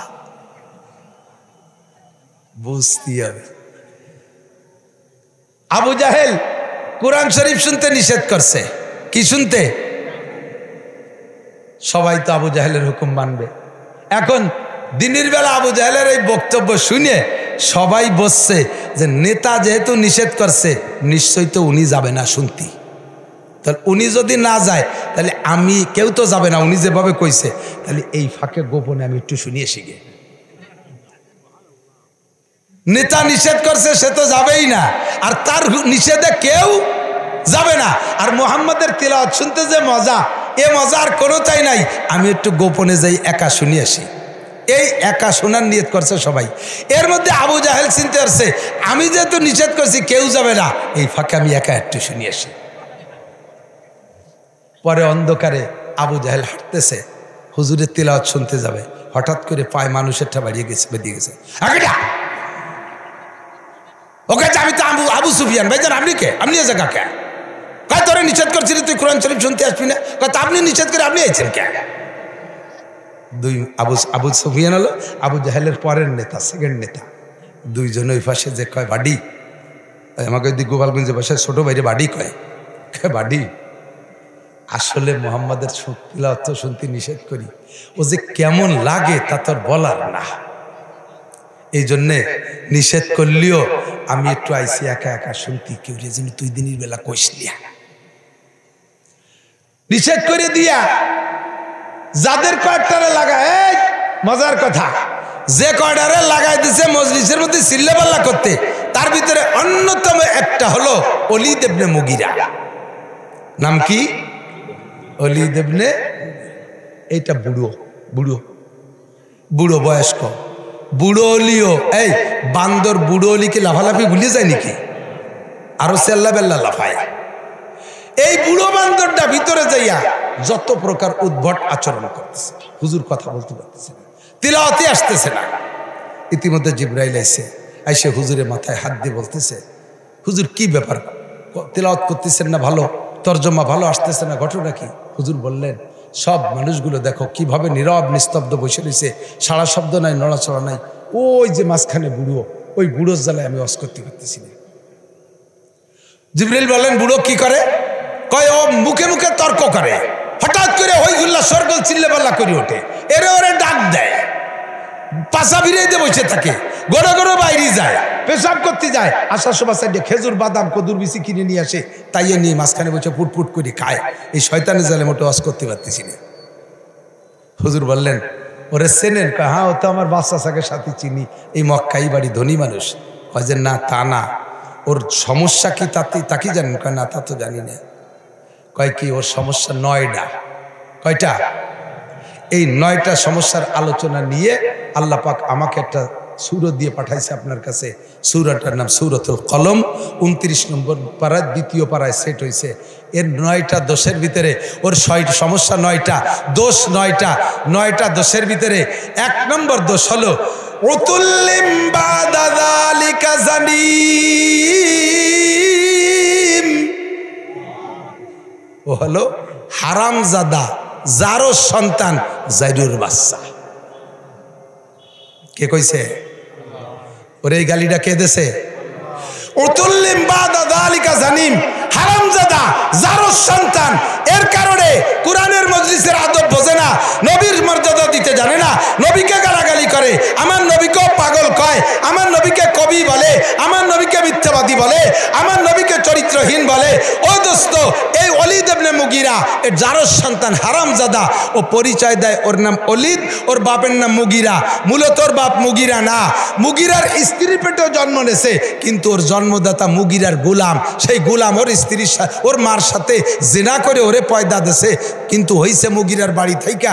এই জন্যে ও পরিচয় দেয় ওর বাপ মুগীরা, মূলত মুগীরার সন্তান না, ওটা হারামজাদা, যারও সন্তান। হুজুরকে জিবরাইল বললেন, এই ওলীদ ইবনে মুগীরার মতো কিয়ামত পর্যন্ত লক্ষ লক্ষ মানুষ মুসলমানের ঘরে জন্ম নেবে, মুসলমানের ঘরে জন্ম নেবে, কিন্তু তার জন্মের মধ্যে কোনো না কোনো দোষ থাকার কারণে সে আলেমদেরকে গালি দেবে, মাদ্রাসা দেখতে পারবে না, মসজিদে দেখতে পারবে না, কোরআনের শাসন মানতে চাইবে না, কোরআনী সংবিধান পছন্দ করবে না, কোরআনওয়ালাকে সহ্য করতে পারবে না, তবলিগ দেখতে পারবে না, দাড়িওয়ালাকে মানবে না, আলেম উলামারে গালি দেবে, আল্লাহ রসুলকে গালি দেবে। এমন মানুষ মুসলমানের ঘরেও জন্ম নেবে, অমুসলমানের ঘরেও জন্ম নেবে। এই মানুষগুলোকে চিনার পরিচয়, এরা যে যারও সন্তান, এরা যে হারামজাদা, এদের জন্মের মধ্যে দোষ আছে, এটা চিনার জন্য এই একটাই আলামত যে এরা আলেম উলামা মসজিদ মাদ্রাসাকে সহ্য করতে পারবে না। এই ওলীদ ইবনে মুগীরা একটা না, এর মতই থাকবে। আল্লাহু আকবার। দোস্ত, এই এদিক, এই ওলীদ ইবনে মুগীরার পরিচয় সব জানাই দেওয়ার পরে এরপরে ওই সূরাটা জিবরিল হুজুরের কাছে পুরোটা নাজিল করে দিয়ে শুরু করলেন। কি দিয়ে? আমার দিক কেউ নড়বে না, ছাত্ররা ছোটরা বিশেষ করে খেয়াল করে শুনবে, স্টুডেন্ট মাদ্রাসা স্কুল কলেজের ছাত্ররা, ভবিষ্যতে তোমরা একদিন এই চেয়ারে বসবা, হঠাৎ করে শুনবে একদিন আমার মৃত্যু খবর, কেঁদে কেঁদে আসবে সবাই দিতে শুধু খবর, মুরব্বীরা চলে গেছে, এখন আমরা দাড়ি পাইকে গেছি, এনি টাইম এভরিডে যে কোনো সময় চলে যেতে পারি, রাস্তাঘাটে চলাফেরা করি, অ্যাক্সিডেন্টের অবিরাম ভয়, চেয়ারটা যেন খালি না হয়, এ জায়গা কেউ আসতে হবে, লেখাপড়া শিখিয়ে জায়গা আসা বড় কঠিন, কারণ লেখাপড়ার পিছন দিয়ে বাস হয়ে গেছে, মোবাইল হাতে হাতে এসে গেছে, আর লেখাপড়া কেউ করবে না। আমরা যা দুই চার কথা বলে গেলাম এই গোছায় গাছায় রেখে ফিরে এসে এই জায়গা বসে দুয়ে মুছে খাতি পারবা ইনশাআল্লাহ। এই জন্য ভালো করে লক্ষ্য করে শুনতে হবে। নবী পাক সাল্লাল্লাহু আলাইহি সাল্লামকে সান্ত্বনা দেওয়ার জন্য ওই ওলীদ ইবনে মুগীরা এবং তার গোষ্ঠী হুজুরকে যে গালি দিয়েছে, হুজুরকে সান্ত্বনা দিতে হবে না আল্লাহ পাকের? সান্ত্বনা দেওয়ার জন্য এদিক নবী আলাইহিস সালাম সাহাবা কাফেরদেরকে নিয়ে ঘরের মধ্যে বসে তবলিগের দাওয়াত দিয়েছে একেবারে সর্বপ্রথম। এর আগে হুজুর বাইরেও নামে নাই, কের বাড়িও যায় নাই, শুধু খাদিজা আর আবু বকর দুইজন মুসলমান। হুজুর 25 জনকে ঘরের মধ্যে দাওয়াত করে নিয়ে, তার ভিতরে হুজুরের প্রিয় চাচা আবু লাহাবও আছে। কোন আবু লাহাব জানেন? হুজুরের জীবনে একমাত্র সবচাইতে বেশি জন্মদিবস পালন করছে আবু লাহাব। প্রত্যেক সোমবারে স্বর্ণের পেয়ালায় আবু লাহাব বাতি জ্বালাইয়া মুহাম্মদুর রাসূলুল্লাহ সাল্লাল্লাহু আলাইহি ওয়াসাল্লামের জন্মদিবস পালন করছে 40 বছর।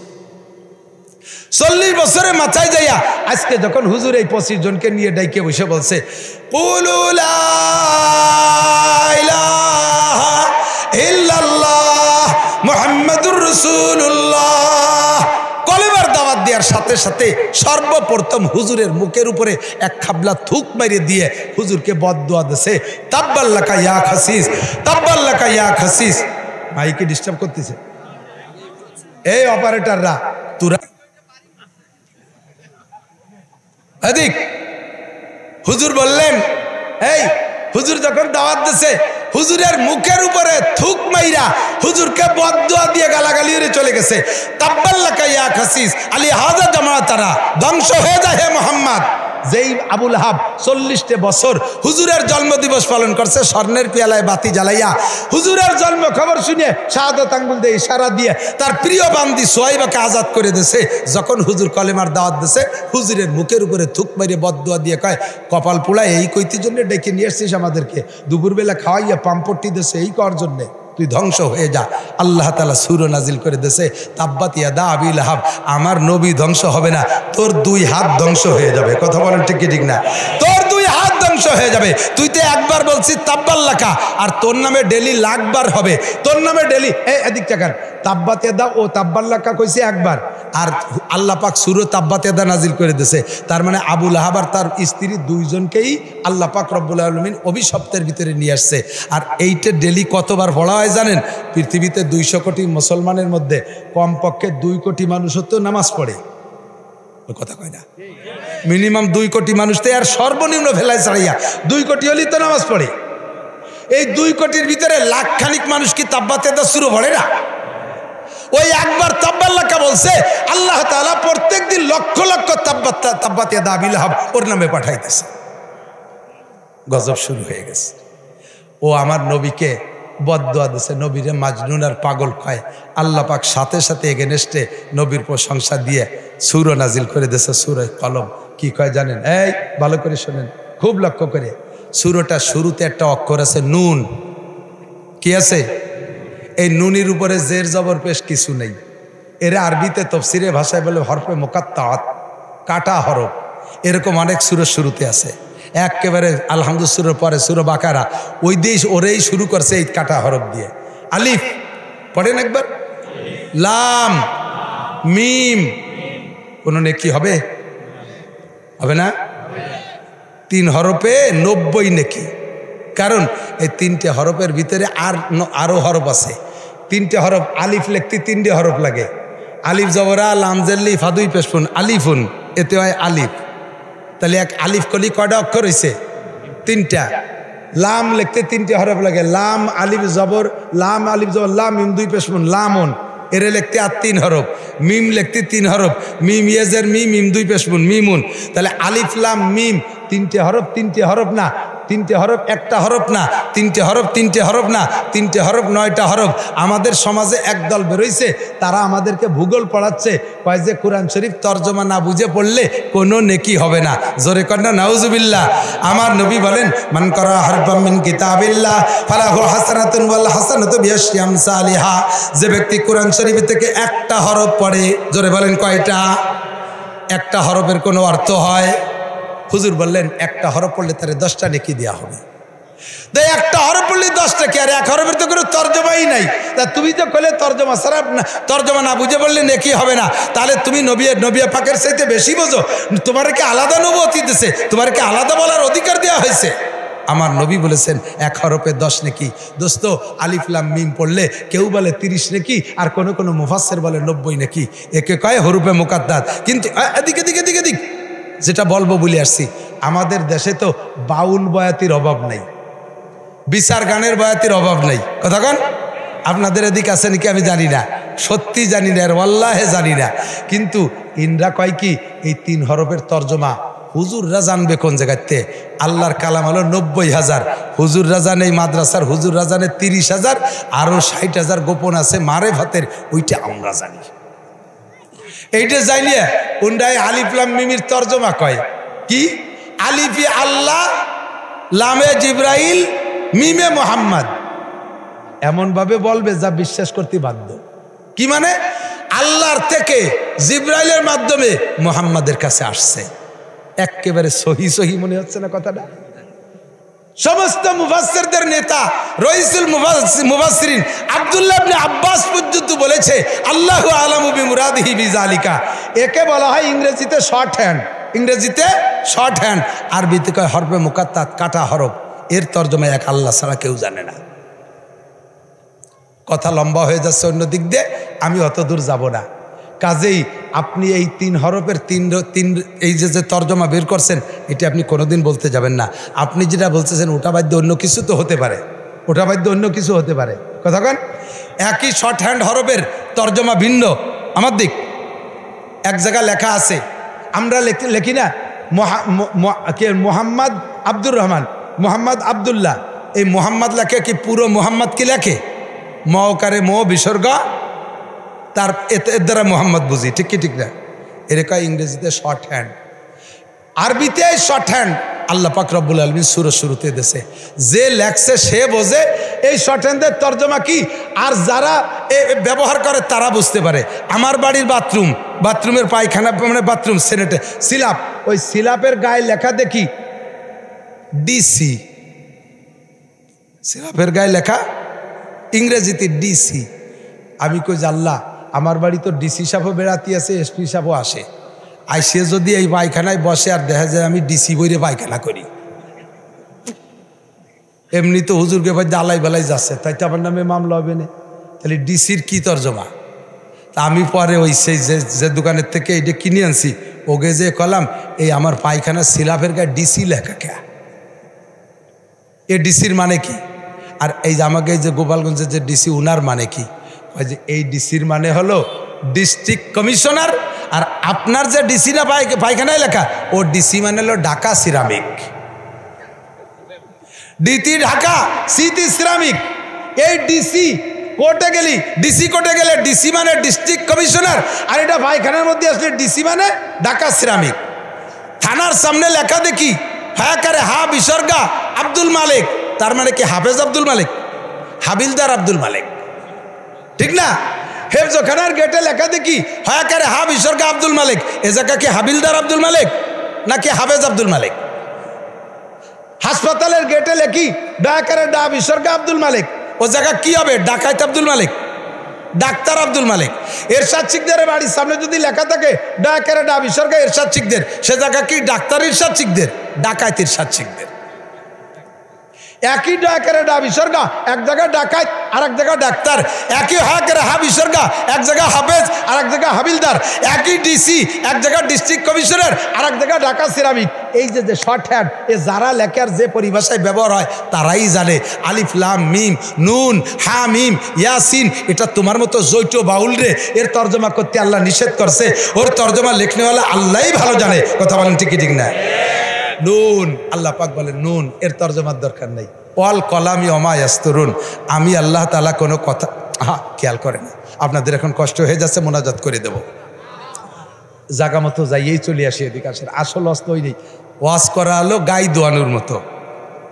গাই দোয়াতে গেলে যাইয়েই বান ধরে টান দিলে দুধ পড়ে, বাছুর দিয়ে ফানাতে হয় না খানি। কথা কর, ফানানু ছাড়া বান টানলে দুধ বেরোয় নাকি? বান ছিঁড়ে যাবে, দুধ বেরোবে না। তো ওয়াজেরও সিস্টেম, শুরু দিয়ে খানিক ফানাতি হয়, শেষে যাইয়ে দোয়াতি হয়। এখন পানানো হয়ে গেছে, দোয়ানোর সময় বালতি সরাই নিয়ে গেছে, দুধ বাড়ি যাবে? তাহলে এখন হলো বানাচ্ছি, শেষে একটু দোয়াতি হবে। দোয়ানো মানে টাকা নেব তা না, ভয় নাই।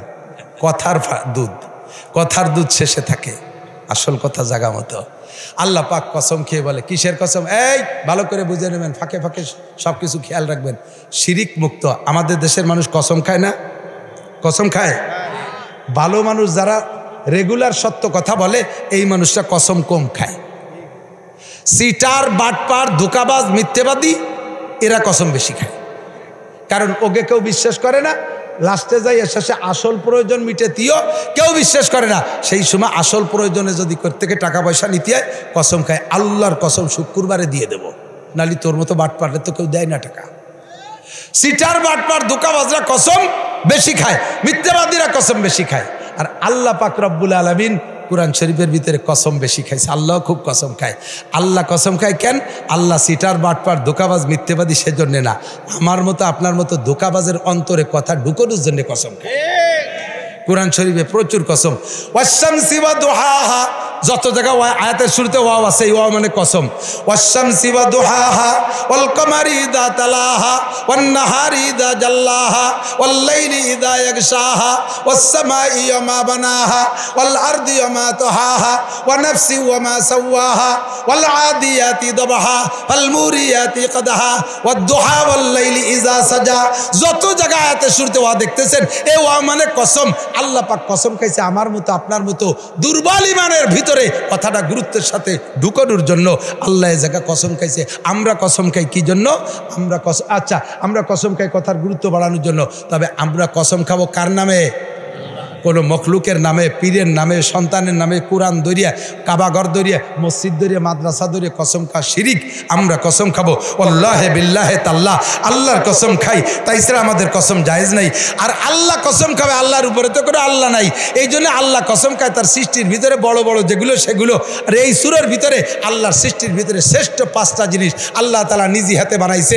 1 নম্বরে আরশ, 2 নম্বরে কলম, 3 নম্বরে মানুষের মাথা, 4 নম্বরে তাওরাত, 5 নম্বরে জান্নাত আদেন। এই 5টা বানাইছে আল্লাহ নিজ হাত দিয়ে। এর গুরুত্ব আল্লাহর কাছে খুব বেশি। এই সূরার ভিতরে আল্লাহ কসম খাইছে, কলমের কসম। নুন, আমি কলমের কসম খেয়ে বলি ওয়াল কলম ওমা ইয়াসতুরুন, আর কলমে যা লেখে সেটা আমার কাছে খুব গুরুত্বপূর্ণ। 2টা জিনিসের কসম খেয়ে আমি বলি নুন আল কলম ওমা ইয়াসতুরুন। হুজুরকে আল্লাহ সান্ত্বনা দিচ্ছে, মা আনতা বিনিমাতি রাব্বিকা বিমাজনুন।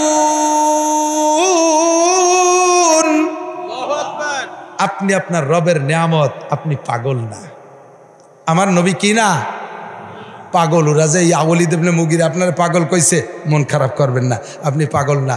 ভারতের এটা আরে না, এই কয়দিন আগে রসুল সম্পর্কে মন্তব্য খারাপ করছে কিনা? রামগিরি মহারাজ আমার নবী বলে চরিত্রহীন। একটু কিছু কবেন না? আল্লাহু আকবার। কি বলবো? আমার নবীকে আমার আল্লাহ বললেন ওয়া ইন্না লাকা লাআজরান গায়রা মামনুন ওয়া ইন্নাকা লাআলা খুলুকিন আযীম। আপনি পাগল না, আপনি আপনার রবের নিয়ামত, আপনার জন্য রয়েছে অসংখ্য পুরস্কার, আর আপনি হলেন সর্বোত্তম চরিত্রের অধিকারী।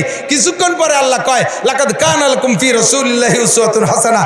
হে দুনিয়ার সমস্ত মানুষ, তোমাদের জন্য রয়েছে রসুলের মধ্যে উত্তম আদর্শ। কার মধ্যে? একটাই মানুষ, যেই লোকটার জীবন আদর্শের ভিতরে গোটা কোটি কোটি মানুষের নীতি কথা রয়েছে, চরিত্র গঠনের সিস্টেম রয়ে গেছে। এই নবী হলেন সর্বোত্তম চরিত্রের অধিকারী। নবী পাককে সান্ত্বনা দিয়ে এরপরে কদ্দুর যে ওয়ালিদ ইবনে মুগিরার চরিত্র বলে দিয়েছে যে তুমি চরিত্রহীন, তুমি হারামজাদা জারস সন্তান। এবার নবী পাকের চরিত্র কি বলতে গেলে 30 পারা কোরআন শরীফ বলা লাগবে। আমি সংক্ষেপে 2-4টে বলি, আমার দিক সংক্ষেপে 2-4টে কথা বলি, দোয়া করে দেব। 1 নম্বরে আমার নবীর সাক্ষাৎ পদ্ধতি দেখেন কত সুন্দর। আমার নবীর সাক্ষাৎ পদ্ধতি, আমরা মুসলমানের সাক্ষাৎ করলে কি দিয়ে সাক্ষাৎ করি বলেন তো? সালাম দিয়ে। কি দিয়ে বলেন? কি দিয়ে? ফোনেও যদি সাক্ষাৎ করব কি দিয়ে? আসসালামু আলাইকুম ওয়া রাহমাতুল্লাহ, আসসালামু আলাইকুম ওয়া রাহমাতুল্লাহ। কি সুন্দর একটা দোয়া, ঠিক কিনা? উত্তরও দেবো কি দিয়ে? ওয়ালাইকুম আসসালাম ও রহমতুল্লাহি ওয়া বারাকাতুহু। আমরা এরপরে সাক্ষাতে মুসাফা করব। ওরা কয় হ্যান্ডশেক, আমরা এক হাত দিয়ে করবো না, দুই হাত দিয়ে মুসাফা করব। অনেকে আছে মুসাফা করে একটু এরকম আঙ্গুলের মাথায় মাথায় দেয়, এভাবে না, পুরো আঙ্গুল বুড়ো আঙ্গুলের গোড়ার সাথে আপনার হাতের এই জায়গা মিশে যাবে, সুন্দর করে ধরবেন, এতটুক জোরে ধরবেন যাতে মহাব্বতের ভাবটা প্রকাশ পায়। এমনি একটু সোয়াই দিয়ে থবেন না, আবার এমন জোরে সিপ দেবেন না যে কটকট করে তার আঙ্গুল কটা ভেঙে যায়। হাত ধরে এদিক থেকে আদবের সিস্টেম কি? হালকা একটু জাকি দেবেন। হাদিসে আসছে যখন দুইজন মুসলমান মুসাফা করে হাতে জাকি দেয় তখন আল্লাহ তাআলা তার হাতের ফাঁক দিয়ে সমস্ত সগীরা গুনাহ ঝালিয়ে ফেলাই দেয়। সালামটা দেবেন পরিষ্কার করে, একটু কন্যা মস্ক করেন আসসালামু আলাইকুম। মোবাইলের টেডি সালাম আর বিভিন্ন ডিপার্টমেন্টের টেডি সালাম জানেন কিরকম? আমি নিজে শুনি, পুলিশে আর এক বড় স্যারের কাছে সালাম দিয়েছে পরে, সুমকুম স্যার, সয়কম স্যার, ছয়কম স্যার আছে কত, কত ছয়কম তা আল্লাহ জানে। সুমকুম ছয়কুম, এই টেডি সালাম দেবেন না, এর ভিতরে বদদোয়া করা হয়। আসসালামু আলাইকুম রহমতুল্লাহ।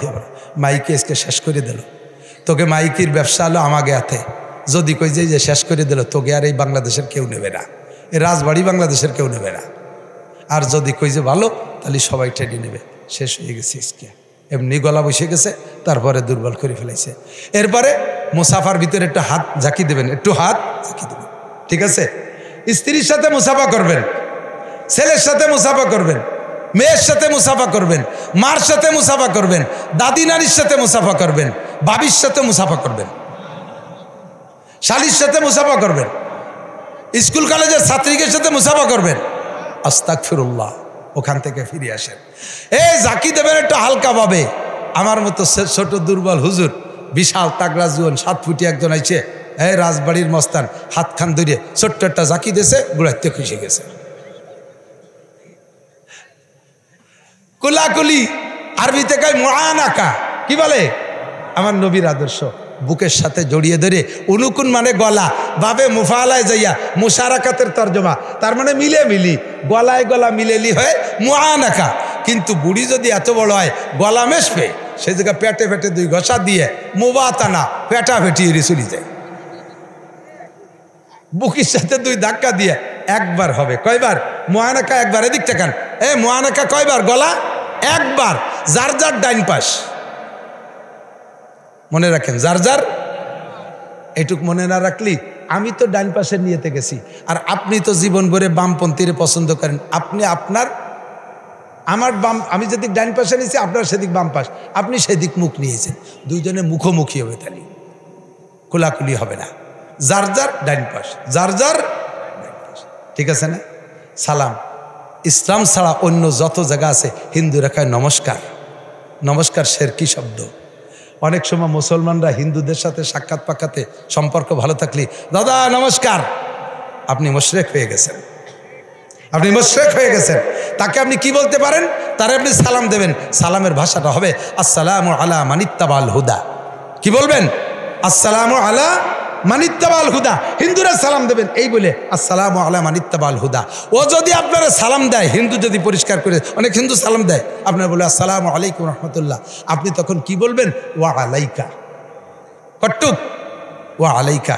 আমার নবী সব আদর্শ শিক্ষা দিয়েছে, কোথাও বাকি নাই, সবকিছু নবী পাক শিক্ষা দিয়েছে। তো দোস্ত, আমার নবীর আদর্শের চাইতে ভালো আদর্শ জগতে হতে পারে? ঠিক কি ঠিক না? আমার নবীর এই আদর্শের প্রশিক্ষণ কেন্দ্রের নাম মসজিদ। কেন্দ্র কি? মসজিদে নবাবী। মসজিদে নবাবী হুজুরের সংসদ ভবন, মসজিদে নবাবী হুজুরের সচিবালয়, মসজিদে নবাবী হুজুরের হাইকোর্ট, মসজিদে নবাবী হুজুরের জেলখানা, মসজিদে নবাবী হুজুরের বিশ্ববিদ্যালয়, মসজিদে নবাবী হুজুরের মাদ্রাসা, মসজিদে নবাবী হুজুরের থানা, মসজিদে নবাবী হুজুরের জেলা অফিস, সব কিছু ওখান থেকে সার্কুলার হতেন। আজকে আমাদের সেই মসজিদগুলো বানায় নিছি অন্য কাজের জন্য। সাবধান থাকবো, সতর্ক থাকবো। মসজিদ হলো কার ঘর? একটু বলেন, কার ঘর? আল্লাহর ঘর। আল্লাহ রসুল বলেন মামবানা মসজিদাল লিল্লাহ বানাল্লাহু লাহু বাইতান ফিল জান্নাহ। যে আমার ঘর মসজিদ, আল্লাহর ঘর মসজিদ নির্মাণ করে দেয়, আল্লাহ তাআলা তাকে জান্নাতের মধ্যে একটা ঘর বানাই দেয়। বলেন না সুবহানাল্লাহ। যারা মসজিদের টের পাইছেন যে ওয়াজের শেষ দিক চলে আসছে, এখন আর বসে থেকে লাভ নাই, এখন দোয়া হবে, সত্যি দোয়া হবে। দেশের জন্য যারা মহাব্বত করেন তারা বসবেন, দোয়া হবে দেশের জন্য, কারণ দেশটা একটুও ভালো নাই, একটুও ভালো নাই। যারা যেমন খুশি আছেন তা আমি জানি না, কিন্তু দেশের অবস্থা একটুও ভালো নাই। দেশকে ভালো হওয়ার জন্যে নির্বাচিত সরকার লাগবে, নির্বাচিত সরকার লাগবে, সে ব্যাপারে দোয়া করব। আর ফিলিস্তিন গাজার মুসলমানদের জন্য দোয়া হবে, লেবাননের মুসলমানদের জন্য দোয়া হবে, বাইতুল মুকাদ্দাসের জন্য দোয়া হবে। যারা এগুলোর পক্ষে তারা বসবেন, যারা নেতানিয়াহু জো বাইডেনের পক্ষে তারা চলে যাবেন ইনশাআল্লাহ। আল্লাহ তাআলা আমাদেরকে সেই নোংরামি থেকে হেফাজত করুক, জোরে বলেন আমিন। আমাদের আগামীকালকের একটা দাওয়াত আমি শুনাই। আগামীকালকে সারা বাংলাদেশের সমস্ত ওলামায়ে কেরাম একত্রিত হবে, বেশিরভাগ বড়রা একত্রিত হবে। বিশ্ব ইজতেমা যাতে একটা হয়। আপনারা কি একটার পক্ষে না দুইটার পক্ষে? জোরে বলেন ইজতেমা কয়টা হবে? একটা হবে, ঠিক কিনা? কাদের তত্ত্বাবধানে? আলেমদের তত্ত্বাবধানে। কারণ ধর্ম আলেমরা বোঝে, এর নেতৃত্ব আলেমরা দেবে, ঠিক না? আমি যদি বলি ঢাকা বিশ্ববিদ্যালয়ের ভাইস চ্যান্সেলর বানায় দিন, আমারে ওই একদিনও চলবে? আমি ওর কিচ্ছু বুঝি না। আমি যেহেতু বুঝি না বিদায় আমারে ও জায়গা দেবেন না। আমারে হাই স্কুলের সভাপতি বানাবেন না, আমারে কলেজের সভাপতি বানাবেন না। আমারে যদি ও জায়গা না বানান, তাহলে আপনি জেনারেল শিক্ষিত, আপনি কেন মসজিদ মাদ্রাসার সভাপতি হতে আসবেন? আপনি কেন তবলিগ জামাতের আমির হতে আসবেন? কথা কন না কেন? এটা চালাবে কারা? আলেমরা চালাবে। এই মর্মে বর্তমান স্বরাষ্ট্র উপদেষ্টার কাছে প্রস্তাব রাখা হবে যে বিশ্ব ইজতেমা পরিচালনা করবে ওলামায়ে কেরাম। আলেম উলামা একবারই ইজতেমা করবে, অত খুচরো ইজতেমা আমরা সামনে করতে দেব। এ উপলক্ষে আগামীকাল ঢাকা যাওয়া হবে। আপনাদের এখান থেকে কাছে, একটু কষ্ট করে সরোয়ার্দী উদ্যানে যাবেন। 2 নম্বর 10, 11, 12ই জানুয়ারি বিশ্ব ইজতেমা হবে ইনশাআল্লাহ। বলেন 10, 11, 12ই জানুয়ারি যাবেন তো ইনশাআল্লাহ? যাবেন তো ইনশাআল্লাহ? দোয়া করি আল্লাহ সবাইকে তৌফিক দিক। এবার হজ করবেন কারা কারা দেখি? হজের নিয়ত আছে? ভয় নাই, পয়সা চাচ্ছি না। হজের নিয়তে আছে কার কার? হজ হজ টের পার নাই কি কইছি? হজের নিয়তে নাই, হজের নিয়ত নাই কের? হজের নিয়তে নাই। আটরশি যাবেন কারা কারা? হাত উঁচু করেন। চন্দ্রগড়া যাবেন কারা কারা? উলাকান্দি যাবেন কারা কারা? এইসব জায়গা যাবেন আপনারা? ইনশাআল্লাহ যাবেন না, হজেই যাব। বলেন হজে রাজি আছেন তো ইনশাআল্লাহ? আমি মুসাফির দোয়া করব, আল্লাহ তাআলা সকলকে হজ নসিব করে, সবাইকে হজ নসিব করে। এখন হজের জন্য একটা বুকিং চাইতেছে, এদিক টাকান 5 লাখ, 6 লাখ, 7 লাখ টাকা লাগবে। আপনি শুরু করে দেন। তবলিগি যারা গেছে তারা সাক্ষী দেন। তবলিগির জন্য 1 চিল্লা 3 চিল্লার জন্য তশকিল করেন না? তশকিলের জন্য একটা উসুল করে, আছে না? 200 টাকা জমা দেন, 100 টাকা জমা দেন। কেন নেয় জানেন? ওই টাকা আপনার পিছনেই খরচ করবে। ওই টাকা নেয় এজন্যে যে 100-200 যদি জমা দেয়, তাহলে বাকি তবলিগে যাওয়ার জন্য যা লাগে ওই 200 টাকার মহাব্বতে বাকি টাকা জোগাড় করতে জন্য আদা জল খেয়ে নামে, ও যাই যায়। নইলে ওই 200 টাকা তো ফেরত পাবে না। এই জন্যই চেষ্টা করে। আপনি হজে যাবেন, নিয়ত করেন, আল্লাহ তাআলা পয়সা দেবে। আমার মতো গরিব মানুষ, ছাত্র বয়সে আমার ছাত্রদের সাথীদের মধ্যে কেউ ছিল না। আল্লাহ তাআলা আমার 6 বার নেছে। আমার ছেলেরা সবাই উমরা করছে। 4 ছেলে 5 বার উমরা করছে, 4 ছেলে 4 বার, 1 ছেলে 2 বার করছে। আল্লাহ তাআলা আমারে যদি তৌফিক দেয়, এখানে আপনারা সবাই যেতে পারবেন ইনশাআল্লাহ। আমি প্রাণ খুলে দোয়া করি, যাবেন তো ইনশাআল্লাহ? তো হজ উপলক্ষে কাবাঘর দেখতে যাবেন, রসুলের মসজিদে নবাবী দেখতে যাবেন। এই উপলক্ষে হজের নিয়ত করে পকেটে যদি টাকা থাকে 100 করে টাকা আপনি হজ বুকিং হিসেবে এই মসজিদে জমা দেবেন।